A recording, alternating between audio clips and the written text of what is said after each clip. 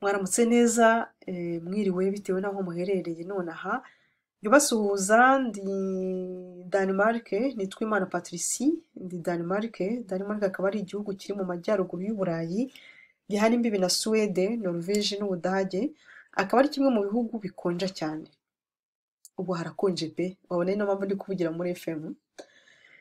Imbere yanyu rero murahabona ifoto iriho amwe mu matungo tworora, hariho ingurube, inkoko n'ifi, ndetse harananditse amasazi y'umukara. Murabona n'ifoto nyine y'imwe muri ayo masazi ndetse n'ibiyakomokaho birimo biribwa n'ayo matungo mvuze, mukabona n'ikirango cya radiyo Rwanda. Tugiye gukurikirana rero ikiganiro cyanyuze kuri radiyo Rwanda ku itariki 5 z'ukwezi kwa 12 2022, ni ukuvuga ngo uyu mwaka. Ikiganiro kibanze ku buryo bw'ikoranabuhanga mu gukora bimwe mu biryo by'amatungo dukenera mu kugaburira nyine ayo matungo tworora, nkatwe b'aborozi b'ingurube, aborozi b'inkoko, aborozi b'amafi. Iki kiganiro kiratureba ndetse n'undi wese wifuza kwinjira muri uyu mwuga. N'abatindiye rero nabashishikaza ko mugikurikira kugeza ku munota wa nyuma, kuko rwose harimo inama nyinshi cyane, harimo n'amakuru menshi meza azadufasha kugaburira amatungo yacu neza kugira ngo nayo arusheho kuduha umusaruro ushimishije. Murakoze, naho mu kanya.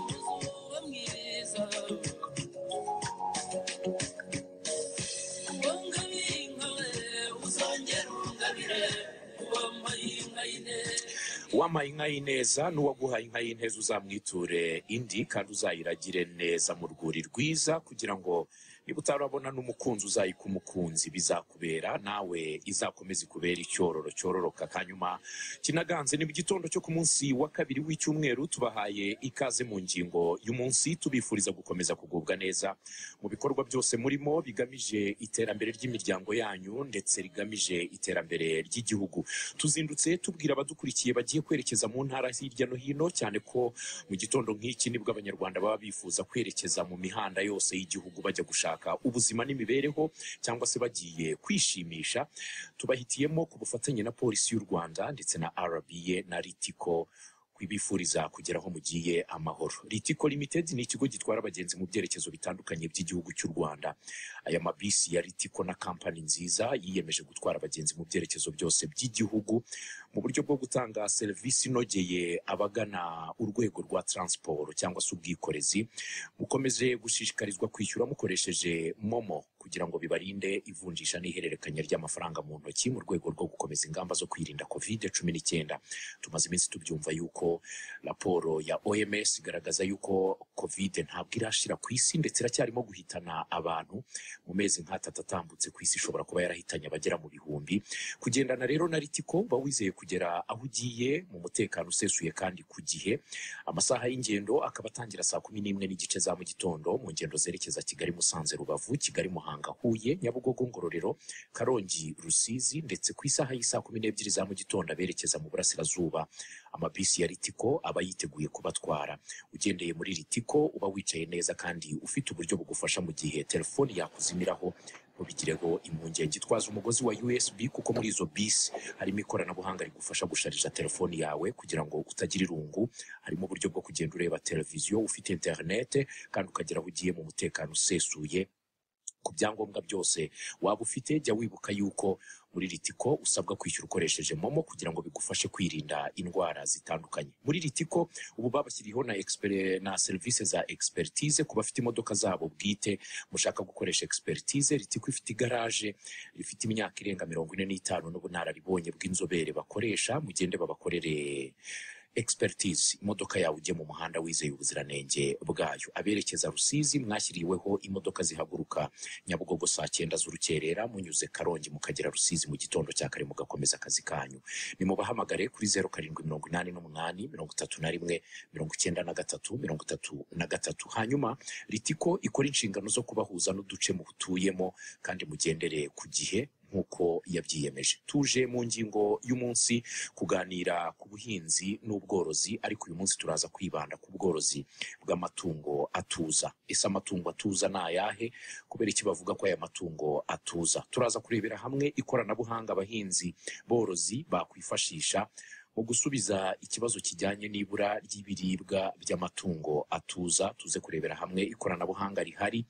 RAB yaba ifite irihe koranabuhanga? Minisiteri y'Ubuhinzi n'Ubworozi yaba yarakoze ubuhe bushakashatsi ku kubona ibiribwa byagaburira aya matungo ku buryo nta kibazo kizongera kuvuka? Turi kumwe na Bwana Niyireba Remy Thicien, ni umushakashatsi mu mirire y'amatungo mu kigo cy'igihugu gishinzwe iterambere ry'ubuhinzi n'ubworozi RAB. Mwaramutse Thicien. Mwaramutse Brian. Ahasigaye ubundi abanyarwanda tukinjira mu bihe byiza. Reka twiganire ku ngingo yatuzinduye. Thicien, iyi ngingo turaza kuyiganiraho dufite iminota inahagije. Nyemerera mbwire n'abanyarwanda bagiye kujya guhaha ibi ngibi. Igi ry'inkoko y'inzungu riragura 150, igi ry'inkoko y'inyarwanda ni 180, inyama z'inkoko y'inzungu ziragura amafaranga 3000 ku kiro, inyama y'inkoko y'inyarwanda ku kiro iragura amafaranga 4500, hanyuma inyama y'ingurube ubwo ni akabenzi ni ku kiro ni amafaranga 2500, ubuki ni amafaranga 5000 ku kiro, hanyuma ifi tilapia ku kiro iragura 3500. Aho ntago ari mu Rwanda hose, ahubwo ni Nyabugogo. Nyabugogo nuko byifasha ibiciro. Hanyuma muri Ziniya ku isoko ryaho igi ry'inkoko y'inzungu ubu riragura amafaranga 125, igi ry'inkoko y'inyarwanda ni amafaranga 210, inyama z'inkoko y'inzungu ni amafaranga 3300, inyama y'inkoko y'inyarwanda riragura amafaranga 5000, ubuki buragura 5 ku kiro, ifi ya tilapia ni amafaranga 5000. Aho ni ku isoko rya Ziniya hariya Kicukiro. Hanyuma nujya Kimironko urasanga igi ry'inkoko y'inzungu rigura 150, igi ry'inkoko y'inyarwanda rigura 180, inyama z'inkoko y'inzungu zigura 3500, inyama z'inkoko z'inyarwanda zigura amafaranga 5000. Aha ni Kimironko. Nujya Gisenyi hariya ku mazi ubwo ni Rubavu, igi ry'inkoko y'inzungu riraba rigura amafaranga 150, igi ry'inkoko y'inyarwanda rigura 250, inyama z'inkoko y'inzungu ziragura 3, iz'inyarwanda ni 5, inyama y'ingurube akabenzi ni 3 hariya Rubavu, hanyuma ubuki buragura 6 Rubavu ku kiro, ifi ya tilapia iragura amafaranga 4 ku kiro. Nyagatare igi ry'inkoko y'inzungu murarisanga ku mafaranga 150, igi ry'inkoko y'inyarwanda ku mafaranga 200, inyama z'inkoko y'inzungu ni amafaranga 4500 ku kiro, inyama y'inkoko y'inyarwanda ni 5000 ku kiro. Aho ngaho ni Nyagatare. Nimuza kujya Kiramuruzi hariya kwa Mwambiri no kwa Mwatatu aho ngaho kwa Gisupusupu murasanga igi ry'inkoko y'inzungu ari 150 ku isoko, hanyuma iry'inkoko y'inyarwanda ni 180, inyama y'ingurube akabenzi ni 2500, ubuki ni 5 ku kiro, hanyuma ifi ya tilapia ni amafaranga 3500. Muraza kuzibona aho ngaho iki Eramuruzi. Munyemerere duhe ikaze Madamu Mukayirere Adeline, tubahaye ikaze mu kiganiro. Murakoze cyane. Yego. Thicien, tugiye kuganira ku ngingo ijyanye n'ubushakashatsi ku mirire y'amatungo. Ubundi ubworozi buhagaze buti uyu munsi mu Rwanda? Twabonye imvura, abanyarwanda baracyataka ko amata yabuze. Imvura yarabonetse, hirya no hino urabona ko abantu bari guseka, ubwatsi bwarabonetse, inka zatangiye gukamwa, abantu batangiye kugemura ku makusanyirizo. Bimeze neza. Ku matungo yuza nta kibazo gihari. Kuba arisha ashobora kubona ubwatsi cyane cyane mu byo akenera mu ifunguro rya bya buri munsi. Ariko ku matungo atuza nkuko aribyo tugiye kuganiraho cyane nkuko n'ingurube, aborozi baracyafite ikibazo kuko nubwo imvura yaguye ariko ibigori ntabwo birera. nibyo cyane dukunda gukoresha mu buryo by'amatungo atuza cyane cyane nk'uko ingurube, amafi ndetse na soya ntabwo irera, barazinze ariko ntabwo zirera. So ku isoko rero ibiryo biracyahenze, ndavuga biriya biryo by'imvange by'amafu bikunzwe gukoresha cyane cyane kuri ayo matungo atuza. Hari abana bavutse vuba aha cyangwa se babyirukiye muri .com bashobora kumva ngo amatungo atuza bakibaza batatuza nabi, kubera iki bayita amatungo atuza? Buriya mu miterere y'amatungo habaho igogora. Mu igogora ryabyo rero usanga mu miterere y'igifu cyabyo usanga hariho ibintu bikenerwa cyane cyane bikize ku za fibre, ubwatsi cyane cyane usanga harimo za fibre, ugasanga rero hari za microbe zifashishwa mu gukora za proteine zitunga ayo matungo. Usanga rero mu miterere y'amatungo yuza usanga hariho ubwo bukoko bufasha mu igogora ry'ibyo byatsi, bigatuma rero bigira umwihariko bitandukanye n'igifu cyangwa se n'imiterere y'igogora y'amatungo atuza, aho usanga yo adakenera ibyo byatsi ahubwo akenera ibiryo bihita byihuta cyane guhita bikoramo iby'itungo rikeneye, za proteine, intungamubiri zikenewe, byo bigakoresha cyane cyane biriya biryo bikize ku mafu. Ngira ngo abo ba .com badukurikiye, hari imvugo yigeze kwamamara ngo iyi nka ngo zituje, ni ugutuza ariko bakoresheje birindi jambo, ngo iyo zirelaxinga ngo zirimo zicyuwinga gamu. ngo gucyuwinga gamu ubwo bavuga uzarebe nk'amatungo y'inka, ihene, intama, iyo ziruhutse ahantu n'ubundi usanga zirimo zicakanga mu kanwa zisa n'izirimo kurya, ibiryo biragenda bikagera mu gifu ariko bikongera bikagaruka, ikongera ikabicakanga, ikongera akabisubizayo, aribyo bavuga bakagira ngo zifite mikorobe zituma bisaba ko bikora inshuro nyinshi.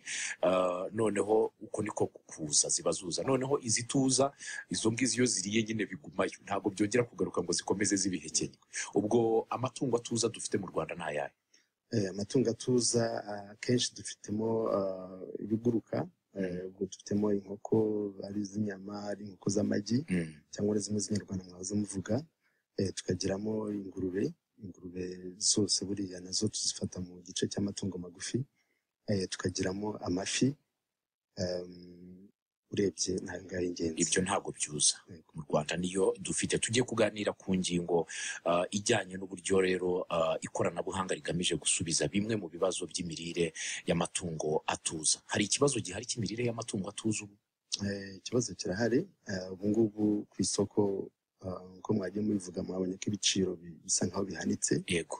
Cyane cyane ibikomoka kuri bikize kuri proteine, bivuga ngo guhenda kwabyo bituruka ku byo ziba zariye, kuko 70% buriya byigenda mu gukora izo proteine cyangwa se mu kugira ngo tubyita cost of production, cyangwa se kugira ngo wa musaruro uboneke, za ntungamubiri zikize kuri proteine, za nyama, y'amagi, ibiryo bifata uruhare runini cyane. 70% bituruka ku biryo. Kuvuga ngo ibiryo iyo rero bihenze, birumvikana ni igishorwa muri bwa bworozi kiba gihenze, bigatuma rero na bya bindi bikomoka ku matungo bihenda. Ubwo rero ikibazo gihari muri rusange nuko hariho ingano z'ibivangwa muri ibyo biryo bikoreshwa biracyarihenze ku isoko, bitewe nuko ibyinshi dukoresha usanga amatungo abisangiye n'abantu. Ubwo ndavuga soya cyane cyane, hakabamo n'ibigori, hakabamo n'indagara zikunze gukoreshwa cyane cyane mu biryo by'amafi, nubwo zikoreshwa no mu biryo by'inkoko no mu ngurube, ariko usanga ibikomoka ku ibikize ku ntungamubiri bivangwa birahenze cyane ku isoko, ku buryo abakora inganda zikora ibyo by'amatungo usanga kugira ngo bakore cya kiro kimwe ibiciro bigenda bizamuka umunsi ku munsi. Ufashe nk'amezi 3 ashize, ibiryo byagiye bihenda, ukabona byavuye nko kuri 400, 500, 580, ugasanga mu kwezi kumwe, mu mezi 2-3, bitewe n'aho bituruka, ibiryo byazamutse cyane. Haba ari ibiryo by'inkoko zitera, inkoko z'inyama, haba ari ku mafi, haba ari ku ngurube, ibiryo byagiye bizamuka cyane. So ukabona ni ikibazo gihangayikishije aborozi muri rusange. Yego. Reka wenda nganire n'umworozi wo mu karere ka Kamonyi, Madamu Mukayirere Adeline. Iyi ngingo tuganiraho ijyanye n'ubworozi bw'amatungo atuza, namwe mu burimo cyangwa ni amatungo yandi? Natwe turi aborozi b'amatungo atuza. Ubu mworoye? Noroye ingurube, inkoko, ndetse n'inkwavu. yego. ariko mfite n'ubworozi bw'amafi bukiri hasi nabwo ndi kuzamura. Ku bintu bijyanye n'imirire kuri aya matungo ni izihe mbogamizi mukunze guhura nazo? Imbogamizi dufite ahanini nk'uko yabivuze ni ikibazo cya poroteyine, poroteyine tugaburira amatungo kuko usanga bihenze, bigatuma noneho n'ikiguzi cy'ibiryo muri rusange by'amatungo bihenda, kuko hariho kubirwanira n'abantu, niko navuga. Poroteyine, ibitanga poroteyine mu byo kurya by'amatungo ni nabyo bitanga poroteyine mu byo kurya by'abantu. Ugasanga rero kuba twese tubikenera, amatungo n'abantu, biratuma biba bikeya ku isoko, bigahenda, bigatuma mu bworozi bwacu ibyo tugaburira amatungo bigenda bihenda kandi bizamuka umunsi ku wundi. None Titien, iki ni ikibazo ngira ngo gikomereye umuhinzi, umworozi wese w'aya matungo, cyane ko ari nayo ngubu asa n'aho ari amatungo yiganje, haba mu rubyiruko, haba mu bagore, haba mu bagabo. Benshi barimo kwinjira muri ubu bworozi cyane kubera ko burihuta, butanga inyungu vuba. Aho wajya hose urasanga buri muntu akubwira ati akabenzi inkoko, akabenzi inkoko. Ni ibintu abantu bitabiriye cyane, ariko tugiye kuganira kuri iyi ngingo ngira ngo ari ibintu bigaragarira buri wese aravuga ati ibyo kurya by'amatungo birahenze ku isoko. Hari igisubizo gihari? Igisubizo kirahari. Murakoze. Nkuko natangiye mbivuga, nyine buriya hari ikibazo abana igisubizo. Nagiye mbivuga ko mu kuvanga ibyo biryo byifashishwa cyane cyane bikize kuri protein, nkuko uyu mworozi amaze kubivuga, birahenze ku isoko kuko bitaboneka hano, cyane cyane kuko niyo bibonetse abantu baba priority kurusha amatungo. Rero nka RAB, ikigo cy'ubushakashatsi mu buhinzi n'ubworozi, hari ubushakashatsi bwagiye bukorwa bugamije gusubiza icyo kibazo. Icya mbere ni uko tumaze gutekereza ko hariho ibintu dushobora gukoramo za poroteyine, twatekereje ku bijyanye n'amasazi y'umukara. Amasazi y'umukara rero ni ubwoko bw'amasazi bukunda kuba muri environoma yacu isanzwe, dushobora kwifashisha mu gukora ibiryo by'amatungo, cyane cyane kuri poroteyine. Bikaba bishobora kwifashishwa mu gusimbura indagara, soya, cyangwa se biriya bisukika by'ipamba bikunze gukoreshwa mu biryo by'amatungo, cyane cyane aya tuza. Twabikozeho ubushakashatsi, turayorora, hanyuma tumaze kubona umusaruro, tupima muri laboratoire, tubona ko harimo intungamubiri zihagije, tubasha no gukora ibiryo bihendutse twifashishije ibikomoka kuri amasazi y'umukara bwa inyo, nizo dukoresha. Turanabigabura, dukora tests, tugaburira inkoko kugira ngo turebe koko niba zitanga umusaruro nk'uko twabyifuzaga. Tubasha gukora imvange, tugabanya ku giciro kijyanye n'ikiri ku isoko, tugabanya hafi 50% mu bijyanye n'agaciro k'ibyo biryo. Bigaragara rero ko bishoboka ko twabasha kongera ibiryo by'amatungo mu bwinshi kandi dukoresheje ibindi bishobora kuboneka iwacu. Yego. Ubwo rero hari icyizere cy'uko aborozi uyu munsi bashobora kuba, cyangwa se inganda zishobora kwifashisha inyo zikomoka mu masazi y'umukara, bakaba bashobora kubona za poroteyine badategereje za soya cyangwa se za ndagara zituruka hanze. Ubwo se bizaboneka bihagije aborozi mu Rwanda? Murakoze. Iyo ukurikiranye ukareba nk'ibyo tugabura, ni imyanda iva muri resitora, imyanda yo ku isoko, imyanda yo mu rugo, ndavuga ibi iyo tumaze guhata ibyasigaye biriya byose nibyo dukoresha. Ubushakashatsi bugaragaza ko mu Rwanda dushobora kubona toni hafi zigera kuri 57 zinarenga buri munsi. Bino imyanda tujugunya induba, uramutse utoranijemo imyanda ibora, ibi bikomoka ku biribwa, ku mbuto biba byajugunywe, dushobora kubona hafi toni 57 zirenga zijugunywa buri munsi. Ubwo ndavuga ku isoko hano bya Kigali, ariko ubwo ugiye no mu yindi mijyi, ko dufite imijyi itandukanye mu gihugu, naho hagiye hariho ahantu hakusanyirizwa iyo myanda, ushobora gusanga imyanda ihari ari myinshi cyane. Ngerageje rero kureba poroteyine uko zishobora kuboneka iyo imyanda imaze gutunganywa, ayo masazi akabasha gukuramo, kuyitunganya akavamo, hari igice kivamo ifumbire, hari igice kivamo ayo magi abyara izo nyo. Usanga tuvuge dufashe nka toni imwe y'iyo myanda yakoreshejwe, ushobora gukuramo ibiro 200 by'amagoti.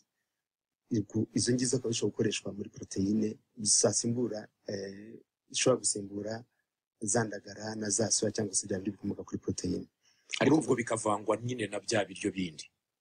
yego bivangwa na bya biryo bindi, ariko ushobora gusimbuza soya cyangwa se za ndagara kugira ngo ubashe gukora ibiryo bihendutse.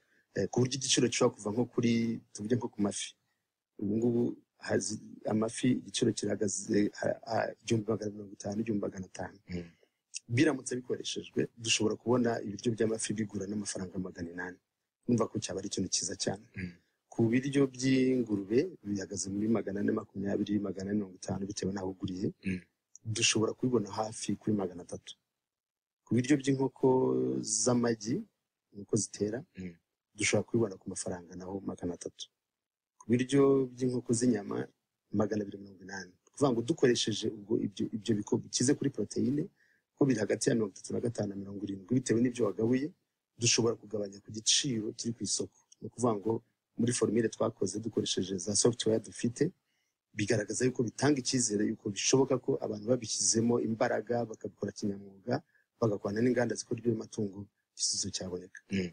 Iyi tekinike yo korora magotsi cyangwa se ubu bworozi bwo magotsi n'inyo zifashishwa mu kuba zasimbura proteine, mwe nk'aborozi murabona ari igisubizo gishobora gukemura ikibazo byihuse? Twe turabishima cyane, ni igisubizo kuko nge ndi hano nk'ubihamya, natangiye kubikora kandi kuva natangira kubikora nabonye umusaruro bitanga ngo mbigereranije nuko nakoreshaga ibiryo bisanzwe. Bikorwa bite ubundi? Ubu bworozi bw'aya masazi bukorerwa ahantu hatoya, ni amasazi yororerwa muri supaneti mu hantu hato cyane, mu cyumba gishobora kuba cyaba gifite na metero kare, metero imwe kuri 3 wenda, bitewe n'umusaruro umuntu ashaka kugeraho uko ungana. Rero ayo masazi urayorora, atera amagi. Iyo amaze gutera amagi, ayo magi ateye mu gihe cy'iminsi 5 aba yamaze guturaga cyangwa kuvuka, akavukamo utunyo dutoya. Utwo tunyo dutoya tuvutsemo nitwo utangira kugaburira bya bisigazwa by'imyanda yo mu gikoni, imyanda yo ku masoko. Noneho kuva ku munsi wa 8 wa 9 kugeza ku munsi wa 14, aho hagati ya minyorogoto iba yarakuze, yarageze ku kigero ushobora kuyifashisha mu byo kurya by'amatungo. Hanyuma ibyo utagabuye cyangwa se ya minyorogoto isigaye mikeya, umuntu agenda asigaza nka 1/10 ukayishyira ku ruhande kugira ngo izagufashe gukomeza ya sikre yawe, kuko iyo minyorogoto n'ubundi niyo yongera ikavamo amasazi nayo akavamo ya minyorogoto. Ubwo rero ibyo umuntu agabuye arabigabura, ariko agasiga nka 1/10 kugira ngo akomeze ya sikre ye, akomeze abashe kubona ibyo kurya biturutse kuri ayo masazi. Iyo usaruye gramu 1 y'amagi, ishobora kugufasha kubona ibiro hejuru ya 4 by'iminyorogoto ikuze yo kuba wagaburira amatungo yawe. Kandi noneho ibiro 6 cyangwa se ibiro 6 by'iminyorogoto mibisi bishobora kuguha byibuze ibiro 2 by'iminyorogoto wumishije, twagereranya na za ndagara. Urumva ko biba bifite umumaro cyane kurusha za ndagara, kuko iyi minyorogoto yumishijwe nk'uko yabivuze Remy, iba ifite proteine iri byibuze ishobora kugera kuri 70 bitewe n'ibyo wagaburiye ya minyorogoto yawe. Urumva rero byafasha ko bitanga proteine iri ku kigero cyo hejuru. Ibyakoreshwa mu kuvanga ibiryo by'amatungo byaba ari na bikeya umuntu agereranije na za soya, kuko soya usanga proteine yayo iri nko kuri 21 22. Ibyakoreshwa mu byo kurya by'amatungo ntabwo byaba byinshi cyane bigereranijwe n'ibyo dusanzwe dukoresha kugira ngo tuzamure proteine mu byo kurya by'amatungo. Ubwo bivuze ko iyo mumaze kumisha ya minyorogoto cyangwa se tubivuge ko ari magoti n'inyo, nizo mufata noneho bakazisyana bya biryo bisanzwe. Ubwo niba ari ibigori ni ukubigabura byonyine cyangwa n'ubundi mubivanga n'ibindi bisanzwe, ibigori ibyasewe nyine?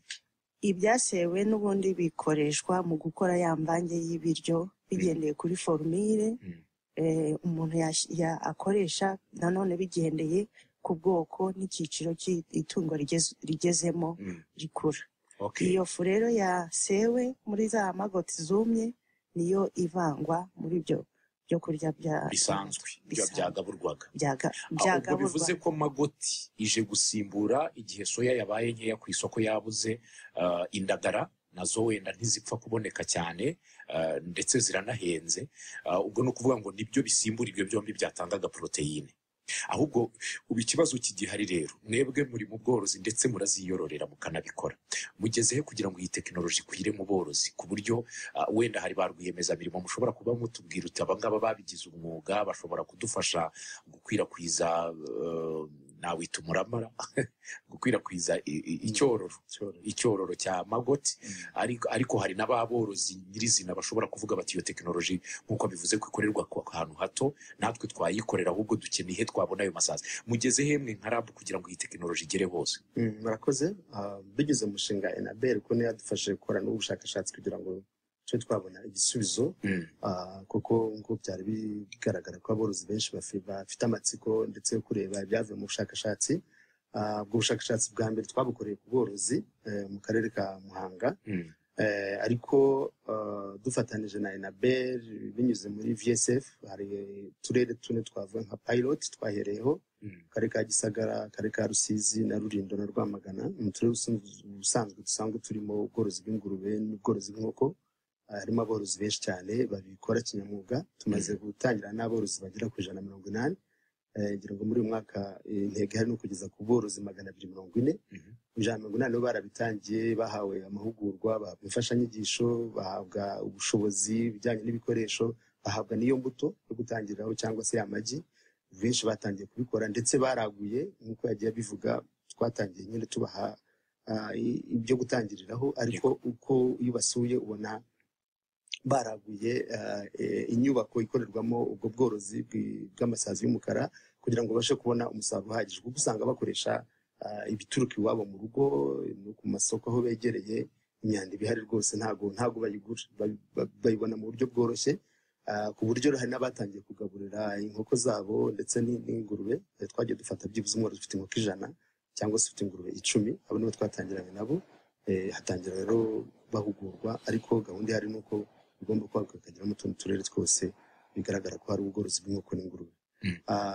Ndetse twatangiye kuganira n'abantu batandukanye bakora ibiryo by'amatungo, cyane cyane inganda, kuko bafite ikibazo gikomeye cyane kugira ngo babashe kuba bakorana kontra n'ababikora mu buryo bwihariye, kugira ngo babashe gutanga izo poroteyine mu buryo bworoshye. Biragaragara yuko bishoboka, ariko urugendo ruracyari rurerure, ariko ubukangurambaga bwaratangiye. Turizera yuko wenda nk'umwaka utaha tuzabona abantu benshi bazatangira kwikoramo business. Yego, hari umuntu umwe nabonye, ngira ngo nigeze kubibona, mbanza kwibaza ibyo ari byo tukibibona. Umuntu atekereza ati ibi ni ibiki noneho byaje mu Rwanda, bati noneho kabaye wakoresha ibintu by'ibivoka byimanuye biraho, umwanda wose ubonetse, ibivoka, ibiryo bivangavanze, bajugunye imiceri, biki. Icyo nabonye cyo nuko harimo inyungu ebyiri, kuko nabonye bya bintu ziriya nyo zirabicacagura bigahita biba ifumbire nziza cyane kandi yihuse. Yarambwiraga ati ubu nge ni dabo, hano ndavanga aha, ibi ni ifumbire nayo ndayigurisha cyangwa nyishyire mu mirima yanjye, ku buryo ubona ari ibintu biri dabo. Ariko ikibazo wenda aho wabibonye rimwe twibazaga niba ari tekinoloji ye bwite, ahubwo ikibazo ni uburyo bwo kubikwiza henshi hashoboka, ariko bikanakorwa ku bantu babikora neza. Ahubwo ndashaka kubaza umworozi, wenda wowe ubyikorera ukanorora, kuva watangira kubikora, hari icyo wabonye kuzamuka k'umusaruro ku bworozi bwawe? Murakoze cyane. Wenda nuko mbere sinabasobanuriye neza, ariko ndi umuhinzi mworozi, fatanya ubworozi n'ubuhinzi. Ku ruhande rw'ubworozi nabonyemo inyungu cyane, kuko aho nagaburiraga ikiro cy'amafaranga 580, ubu nsigaye ngabura ikiro cy'amafaranga 300. Mumva ko byigabanijemo kabiri. Ikiguzi cy'ibyo kurya, amafaranga nashoraga mu byo kurya yigabanijemo kabiri. Hari n'igihe mpitamo ubundi buryo bwo kugaburira inkoko ibiryo bisanzwe, hanyuma noneho nkazisapurimentinga nkongeraho za magoti, bituma inkoko yanjye ikura imbere ugereranije n'uko yakabaye ikura mu gihe yagaburiwe bisanzwe. nkaba narabonye ko mu gihe ikuba ibiro byayo inshuro ebyiri. Nafashe urugero kuri saso y'iminsi 45 iba ifite garama 520, ariko nazifashe ari ebyiri, imwe nyigaburira bisanzwe irakura koko kuri ya minsi 45 iba ifite garama zayo 520, ariko indi nagiye supplementinga na za magoti mu gihe cy'iminsi 45 yari maze kugera kuri garama 950. Wow. Uwo mukaba mwumva ko rero bishoboka ko umuntu ashobora kugabanya igihe, uburebure bw'igihe yororaga inkoko, kandi bya biro n'ubundi ikaba yabibonye, ndetse n'amafaranga yayishoyeho akaba yabaye makeya. Aho ni ku ruhande rw'ubworozi. Ku ruhande rw'ubuhinzi nabwo nafashe ahantu hatoya, nkoraho akantu nakwita nk'ubushakashatsi, hamwe shyiramo ifumbire isanzwe y'imborera dukoze bisanzwe, ahandi noneho nshyiramo ya fumbire nakuye muri za magoti zanjye nyuma yo kubicagagura ya myanda, ndayifata ndayifumbiza. Mbona yuko ibihingwa byafumbijwe ya fumbire yavuye muri magoti bikura vuba cyane kurusha ibihingwa byafumbijwe ifumbire isanzwe. Biracyari ntago biragera igihe cyo kwera, ariko igihe cyo kwera kizagera nabwo batangarize umusaruro, kuko nkurikije ukuntu mbona bikura mu buryo butandukanye, ndahamya ko ibyo nafumbije magoti bizera mbere kandi bikampa umusaruro mwinshi ngereranije n'ibyo nafumbije ifumbire isanzwe. Yego. Reka ncemo gatoya akangaka nkanyure mu kugabura. Iyo inkoko zitera amagi y'ibihuhwe bimeze nk'ibipapuro haba habuze iki mu mirire? Inkoko igatera ariko ugasanga igirira yani ntabwo rikomeye, rimeze nk'igipapuro ukuntu. Haba habuzemo calcium mu byo kurya byayo, kandi izi magoti mwibuke ko wenda ya masazi yacu agira cycle mu gihe cy'iminsi hagati ya 30 na 40. Isazi iba yavuye ku kuba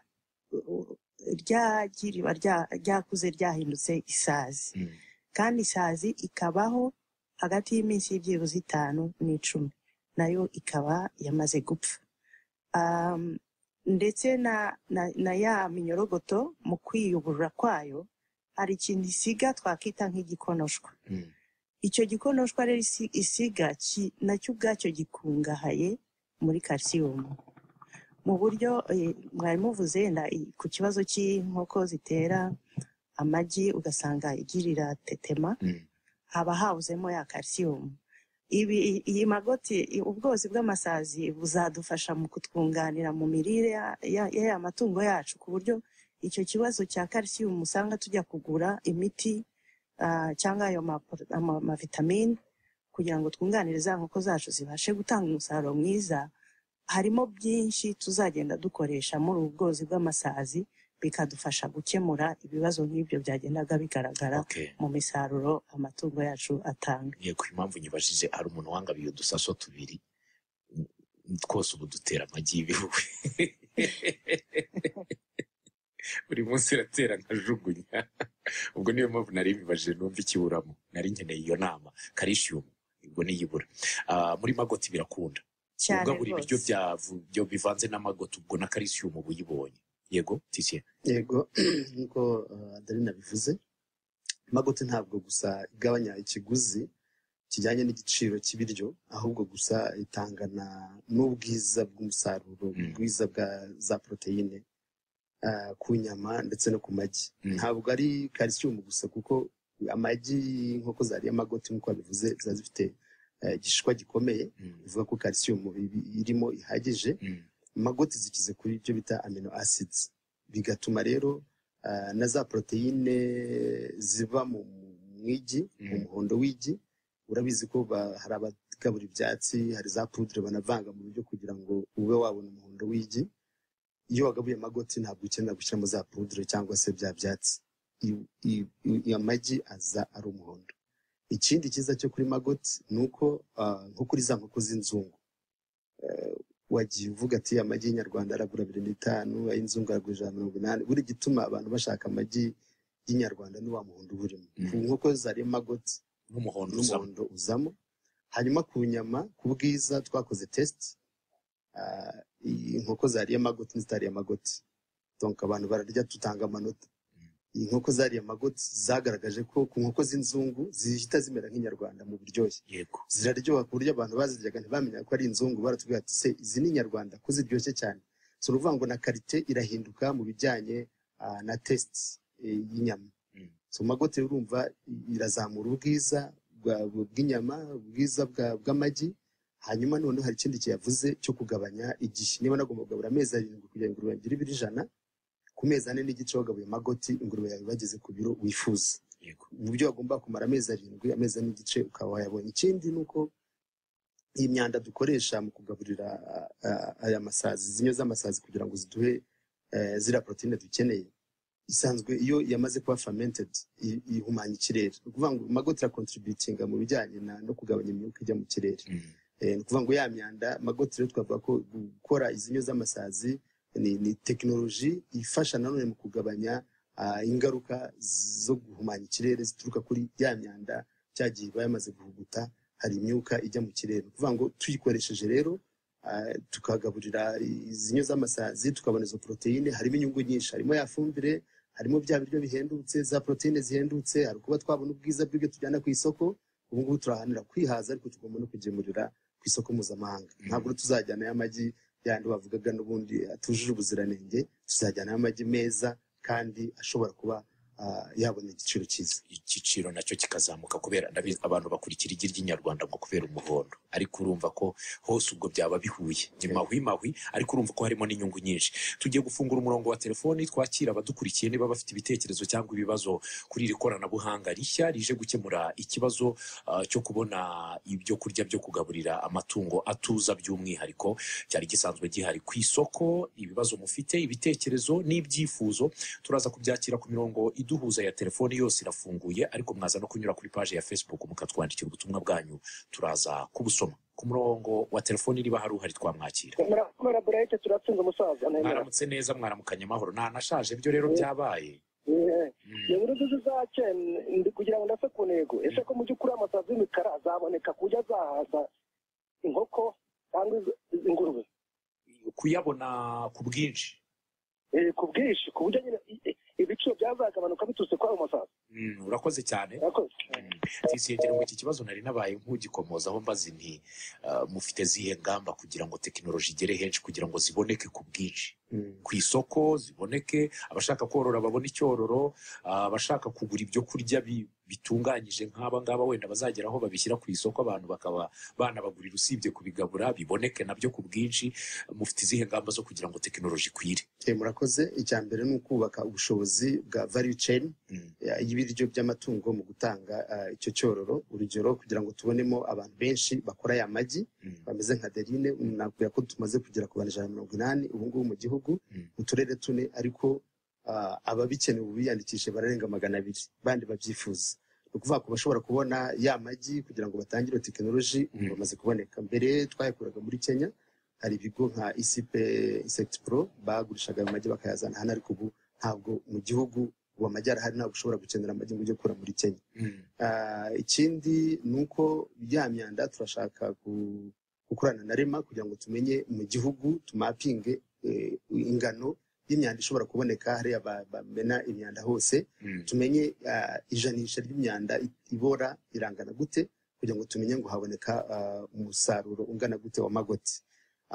Hanyuma ntanze nk'urugero nko muri Kenya usanga bamaze gutera imbere, usanga hariho abakora amagi gusa, hariho abatunganya imyanda gusa, hari n'abakora amagoti, hari n'abazumisha, hakaba n'abaprocesinga bya biryo by'inganda. Ni ukuvuga ngo harimo abantu benshi.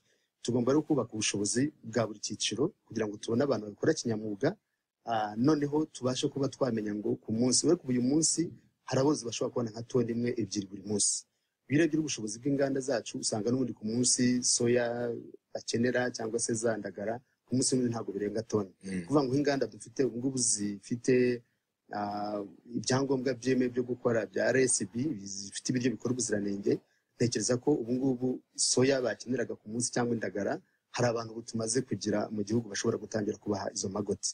Ni ikibazo cyo kugira ngo babamenye, turimo turakorera ubuvugizi kugira ngo tubahuze, tubahe n'ayo makuru yavuye mu bushakashatsi mu bijyanye n'intungamubiri, nta ngaruka bigira kuri ya matungo, ahubwo akura neza afite n'ubuzima bwiza, ntanarwaragurika, kugira ngo noneho ayo makuru asakare abakora ibiryo by'inganda, abatunganya ibiryo byo mu nganda, bashobora gukora izo magoti nk'uko abantu batangaga basapurayingaga soya cyangwa bagasapurayinga izo ndagara bazikura Uganda cyangwa Tanzania n'ahandi, bashobora no kuzikura kuri babandi bakora za magoti, kuko urazumisha, wamara kuzumisha ukazisya bakaba bazitanga nk'uko batanga soya kandi zihendutse, kuko nk'ikiro kimwe cya fresh maggot ubu ngubu iyo ugikoze kiba gihagaze byibuze amafaranga 500 kandi kaba cyasimbura ibiro 5 bya soya.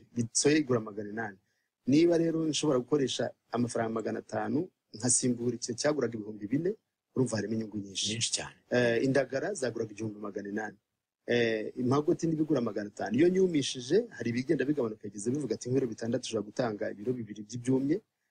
Urumva yuko uhinduye mu byumye ikiro gihagara nk'ibihumbi 500, ari ugasanga ko za protein ari nyinshi cyane, n'ujya kuvangura vanga bike none usanga ya nyungu irabonetse. Rero ndatekereza yuko icyambere ni amakuru bari tugikunda kubivuga, iyo ni slogan yacu. Niyo mpamvu twaje ahangaha kugira ngo dutange ayo makuru, abashaka kubikoramo business. Hari n'amafaranga na Beri yatanze ubu ngubu ari mu mabanki yo gufasha yo kunganira aborozi bashaka gukora ibiryo by'amatungo. Ni opportunity navuga ku bantu bashaka kunoza umwuga w'ibiryo by'amatungo. Adeline, ayo mafaranga wayabonyeho na Beri? Ayo mafaranga narayumvise. Jyayo rero ubwo TC yaze kugukonekita kugira ngo uzamure abantu bahari Kamonyi utangire ubakwirakwizemo magotsi. Ahubwo hari ikibazo cyabaye hano rero, maze kwandikirwa ubutumwa n'abantu bagera kuri 7 bati ko ibyo biryo bikungahaye ku ntungamubiri, hari abashyizeho batese n'abantu bafataho nta ngaruka byagira. Oya, mu Rwanda byari byagira aho twafataho kuri ayo matungo se? Kuri ubwo bworozi mu Rwanda ntabwo birajya, ariko nko muri za Cameroon mu bihugu bya Afrika y'Uburengerazuba magoti barazirya. Mu Rwanda wenda icyo turya ni za cricket, bashobora kuzirya mu masambusa, isenene, ariko magoti mu bindi bihugu barazirya nta kibazo. Yego, hano ntabwo birahagera. Turya inyama yego, ahubwo zaturutse kuri biriya kuko ziba zabonye ziriya ntungamubiri. Mwaramutse neza Bright, nitwa Bienvenue, mbariza umutumirwa. Umuntu wikorera ashobora kubona iyo service, bisaba kujya mu makoperative cyangwa n'uwikorera ku giti cye byakunda? Ubikora ku giti cye byakunda. Ikibazo gihari ni ya makuru, icyororo kivahe? Ego, murakoze. Nkuko navugaga ngira ngo hari nimero ya Minagri bajya bakunda guhamagaraho kugira ngo bahabwe amakuru. Ubwo baborozi dufite twahaye icyororo bajya ku 180 bashobora gutanga icyororo. Adeline yagitanga, natwe muri lab i Muhanga twatangiye gutanga icyororo. Dufite n'abandi borozi bari Musanze batanga icyororo. Hari muri twa turere tune navuze, Rwamagana, mvuga Gisagara, Rusizi, mvuga Rulindo. No muri lab n'aborozi ku giti cyabo hari dufite uri Muhanga, Rubika, Munyaderine, hari uri Musanze.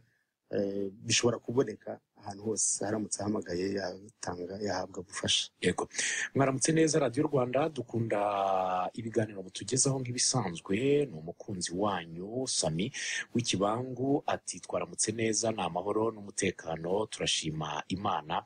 Ndi Nyamasheke Karambi, ati mutubarize abatumirwa, ese izo magoti ziboneka he? Abantu nicyo kibashishikaje, mwaduha contact z'abo bantu borora magoti tukaba twabagisha inama n'uburyo bwo kubona amakuru, cyangwa tugakora ubukerarugendo kureba uko bikorwa. Birashoboka twabaha nimero yanyu abantu bakazabasura bakaza kureba contact, kureba n'uburyo mwabafasha. Yego, nta kibazo twayibaha. Ni 0782 yego 42 22 75. 0782 42 yego 22 yego 75. yego. Ku muntu nk'uyu wanditse Hitiyise ndetse na Samuel bifuza gukora ubukerarugendo kureba uko bikorwa, iyo ni contact mwagenda mukareba n'umwe mu borozi babitangiye kandi birimo guha umusaruro. Ntimuze kumuraza ijoro muhamagara saa 9 mumubwira ngo none se ego twakunze ijwi ryawe. Hari abantu bajya babikora hari abantu bajya babikora rwose, agafata nimero akajya guhamagara buri kanya, mumeze mutese. Oya, uhamagara ushaka kumenya iby'ubworozi bwa magoti n'uburyo bikorwamo, n'izindi nimero cyangwa turi buze gutanga za Minagri 41 uhamagaye kuri iyo nimero wabona amakuru yose ahagije n'uburyo bwo kubona icyororo cyangwa se uburyo bwo kubona andi makuru yose ajyanye n'ubu bworozi. 41 no murongo utishyurwa wa Minagri. Reka twakira undi muntu ku murongo wa telefone. Halo? Yagiye, twakira undi. Halo? Halo, Halo? haramutse neza. Mese Bright. Turaho. Uriza n'abatumirwa. Nitwa Adele Meswakana. Ndi mu karere ka Gicumbi hafi aho na za Gasuna. Rero iyo ngingo ijyanye n'ubworozi bw'amatungo atuza, muri iyi minsi hari ikibazo cy'abantu basigaye baduha ibiryo rwose bidafite karite by'amatungo. Ugasanga nyine n'umusaruro uri kuba mukeya kabisa, ugasanga bari kurebera kuri ibi biryo nyine byahenze by'amatungo, bagakora ibiryo bidafite karite, ugasanga nyine umusaruro uri kubura. Sinzi ukuntu abo batumirwa cyangwa se n'ababishinzwe barabikurikirana. Hanyuma ikindi ku bijyanye n'inkoko, inkoko rwose ziriya nkoko zirwa zizengurutswa muri karitsiye zikomeje kuza ari nyinshi, kandi ugasanga umuturage arazigura zigapfa zitamaze n'akabiri kandi yazishoyeho. Bari abantu rwose bakomeje kudushyira mu bihombo bikabije cyane. Ibyo ni ikibazo kugira ngo twigeze no kukiganiraho, batubwira ko hari ibirimo gukorwa cyane, kuvugana n'aborozi cyane cyane babikora muri buriya buryo, kubanza gutanga ibyangombwa kuri bariya abantu bazikwirakwiza ku buryo umuntu aba azi ko ziturutse ahantu nyaho zikingiwe, kuko hari abazibikora ku giti cyabo ugasanga kandi noneho azizana nyine ugasanga nyine igiciro nini gitoya, nyine wa muturage udasobanukiwe n'iby'ubworozi ahise nyine yumva ko atomboye nyine akazigura, kubera ko baba bazigurisha makeya, ariko nyine nta buziranenge zifite. Rero dukwiye kubakurikirana nyine bakajya bamenya n'uburyo nyine bafite nk'ibyangombwa abashinzwe nyine nko kuzigurisha, umuntu akajya amenya ati uyu muntu nibura habuye yaramwizeye muha ibyangombwa. Icyororo yampa cyaba ari kizima. Iyi ngingo nyemerera tuzafata umwanya ngire ngo baradukurikiye ababifite mu nshingano, tuzategura ikiganiro ku bijyanye n'ikwirakwiza ry'icyororo cyane cyane cy'inkoko, tuzabaze ababishinzwe muri RAB bafite mu nshingano ubworozi, bazatuganiriza uburyo bikorwamo. Teka tuba duhari kugira ngo dusubize ibibazo mufite, kandi urakoze cyane kuba wabanye natwe. Bwana Bright, umunsi mwiza, dukunda ibiganiro byiza tugezaho mu ngingo y'umunsi, rwose biradufasha cyane kandi bikatwubaka bikaduha. Arakoze cyane kandi arakoze kuba anashimiye. Reka twakira undi muntu ku murongo wa telefone. Arahari? Halo? Mwaramutse? Mwaramutse neza? Ntego? Uri muri yumva kuri radiyo ndimo ndabyumva, ntabwo twakumvikana. Gabanya radiyo cyangwa wigire hirya yayo. Halo? Mwaramutse? Ndabumva. Ni Sikubwa Christophe. Yego Christophe. Hano Igicumbi. Yego. Ubu bworozi turabwishimiye. Ahubwo se umuntu yabubona ate? Kubona icyororo? Yego. Ngira ngo hari nimero waza guhamagara 41 n'umurongo wa Minagri. Uwo ntabwo nubwo wishyurwa, uhamagaye baza kuguha amakuru yose na contact wenda z'aborozi babigize umwuga kugira ngo mubashe kuba mwahabona icyororo bibihutiye. Yego. Sawa, urakoze cyane. turagana ku musozo w'ikiganiro Titien. Ikibazo ngira ngo kirimo kugaruka cyane mwacyumvise ni ukubona icyororo. Ubundi iyo haje gahunda nziza abantu bumva ko igiye kubafasha, icyo baba bakeneye no kumenya ati biratugeraho dute hataza kugira umbwira ngo ubwo se harimo nkunganire. Abanyarwanda basigaye bakunda kunganirwa ku bintu byose. Njya nkunda kubona abantu benshi harimo nkunganire, se ubwo se leta hari ikizatwongerera? Oya, murumva ko ari ibintu bihendutse kubikora, ahubwo bisaba gusa kubiha umwanya wawe no kubyitaho, gukurikirana iyo cycle. Ngira ngo abantu benshi bashobora no kuzakora ubukerarugendo ku babigize nka Badeline, bakabigisha bakabona uko bikorwa. Ubu ikibazo gisigaye ni icyororo, nicyo kibazo kirimo kubazwa cyane. Murakoze. Nk'uko nabivugaga, hari uburyo bwinshi umuntu ashobora kubikoramo. Ushobora gutangira ku magi. Adeline ageze kuvuga ati ukoresheje igarama rimwe ushobora gutangira kubonamo ibiro 4 bya magoti. Ashobora gutangirira ku masazi agatera. Hari uburyo uyafata, hari uburyo utegura ibyo bita tractant, ni ibiryo biyakurura. Ukajya mu ishyamba ugategura ibyo ukabishyira mu kabase, ugashyiraho akantu k'agatimba, ugashyiraho aho amazi aza guterera, none ukaza gukorekita ya magi ukaza ugatangira. Natwe tubikora niko twabigenje, ntabwo twigeze tujya kugura icyororo. Ushobora no kugura zanyo zikiri ntoya zimaze nk'iminsi 5, ikiro ngira ngo kigura nk'ibihumbi 2 cyangwa 4. Adeline ndaza kuduha precision. Ni ukuvuga ngo bitewe naho ushaka gutangirira, ushobora gutangira gukora iyi business. Ibyo kandi amatotoro, ya myanda y'ingurube, bya bisigazo mwazuvuga byo mu gikoni, ibishishwa by'avoka, ibitoki n'ibindi byose, branda, dodo, ibintu byose turabikoresha. Byaba na za dreshe birabisigara mu nganda z'ibiryo zikora inzoga, nazo turazikoresha. Kuvuga ngo ibintu byose na za merasi dushobora kubikoresha kugira ngo duproduise magoti ziremereye kandi zifite proteine nyinshi. Nibyo. Adeline, tugana ku musozo ngira ngo yarabikomojeho Titien. Wenda reka tufasha wanda abadukurikiye. Wowe watangiye ute? Murakoze cyane. Nge natangiye mbashije kubona aho ngura icyororo. Naguze ya minyorogoto ifite iminsi 5. Yego. Hari umuzungu twari duturanye wari ufite projet y'Abanyakenya yabikoraga, niwe nahereyeho, niho natangiriye mbasha kubona icyororo, naho nahereye. Wahereye aho ngaho? Yego. Ubundi wese wakenera kumuha icyororo wamuha. Ugeze ku rwego rwo kuba watanga icyororo. Cyane. Urakoze cyane. Tugana ku musozo, ubutumwa tugenera abadukurikiye Titien. Ubutumwa tugenera abadukurikiye nuko ubworozi bw'amasazi y'umukara twavuga ko butanga umusaruro mwinshi, ibijyanye na proteine. Ushobora gusimbura bya bintu twavangaga mu biryo by'amatungo byaduhendaga, tukaba twakora ibyo bihendutse, kuko bikize ku ntungamubiri zikubye inshuro nyinshi ugereranije n'ibyabonekaga ku isoko. Ikindi twavuga nuko aborozi b'inkoko, ingurube, aborozi b'amafi bashobora noneho kugana inganda zikora ibyo by'amatungo byuje ubuziranenge, kuko nkuko yabivuze usanga benshi bashaka gupirata bagatanga ibituje ubuziranenge kubera ko bashaka kugira ibihendutse, ariko ubundi ntabwo ari byo. Bagomye kugura ahantu hazwi, ibiryo bifite intungamubiri byapimwe kandi bishobora gutuma ubona umusaruro utegereje. Nibyo. Yego Adeline. Murakoze cyane. Icyo nakongeraho ni ukumara abantu impungenge. Bakomeje kumva tuvuga ubworozi bw'amasazi, ariko turabamara impungenge yuko ayo masazi y'umukara atandukanye n'aya masazi asanzwe akwirakwiza umwanda. Aya masazi yo ari smart, nta gajya ku mwanda, yinywera amazi gusa, anyunyuza amazi gusa, nta nubwo yumva ahantu haguye umwanda ngo ashamadukire kujya kwirukanka no kugwaho kuramasa umwanda.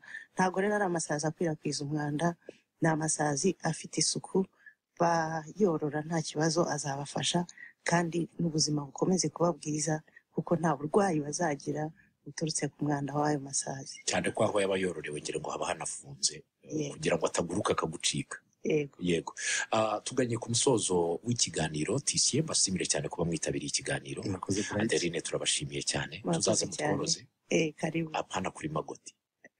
ku matungo tuzongere kuri za nkoko ebyiri mfite. yego muzazi. Tuzakura ubwatsi. Reka mbashimire cyane abo twabanye, ariko by'umwihariko mwebwe mwadukurikiye. Nizera yuko igisubizo cy'ibyo kurya by'amatungo atuza kigiye kuboneka, ariko mubigizemo uruhare rwanyu ni ukwitabira ubu bworozi muri benshi, kugira ngo izi poroteyine zikenewe mu byo kurya by'amatungo ziboneke, bityo natwe tubashe kwihaza, ariko tunabona ibiribwa bifite intungamubiri natwe bidutunga zihagije.